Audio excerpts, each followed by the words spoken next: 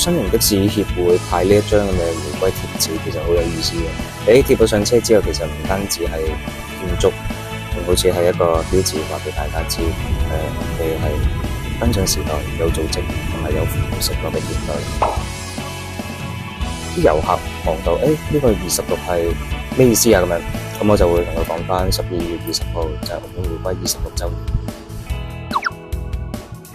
嗰個時候的士行業就只可以揚手，咁先可以上客人嘅。咁到而家有